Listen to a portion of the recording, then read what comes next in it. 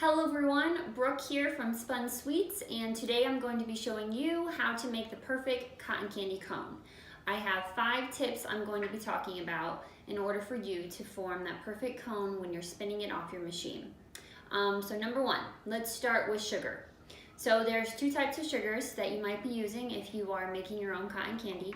You might be making your own sugars using some type of extract or oil or powder. So if you're making your own sugar, my one tip there is to make sure that the sugar is dry before you put it in the machine. So what I usually do is after I make my own homemade sugar, I will lay it out on top of a baking sheet and I will let it dry for at least 30 minutes before I put it into an airtight container. Now, if you are buying pre-made cotton candy sugar, then you don't have to worry about that. That sugar already comes dry. Tip number 2, before you put any sugar into the machine, in order to get that perfect cone shape, you have to make sure that that machine is hot. So make sure you're warming up your machine for at least 5 minutes before you pour your sugar in.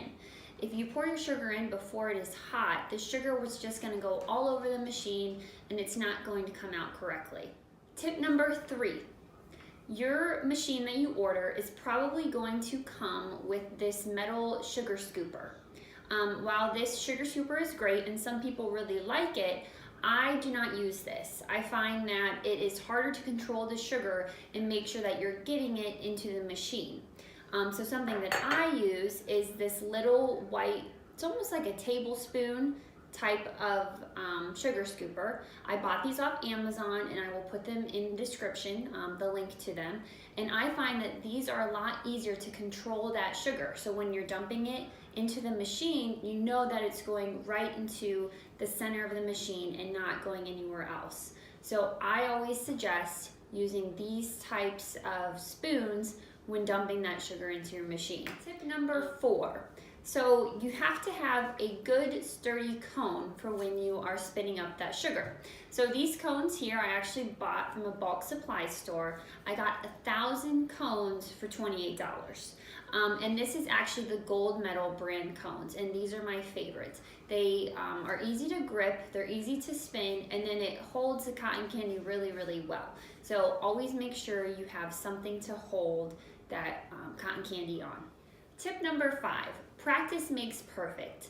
So when I first started Spun Sweets, I had to practice a lot in order to make that perfect shaped cotton candy cone.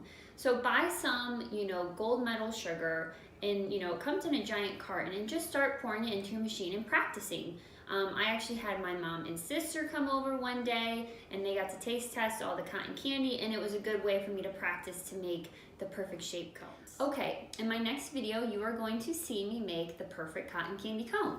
I'm going to have the camera up close to the actual cone so you can see how fast that sugar is going to be forming on this cone, and then also so you can see the direction my wrist moves at the same time. My last piece of advice to you is when you are forming that perfect cone, you want to twirl your cone counterclockwise, and you'll see why in just a minute. Okay, my machine has been warming up for 5 minutes, so I'm ready to spin up a cotton candy cone. You want to have the cone in one hand and then your sugar scooper with your cotton candy sugar in the other. As soon as you dump that sugar into the center of the head, it's going to start forming cotton candy immediately. So you want to have that cone right over top. Once it comes out, remember to turn it counterclockwise.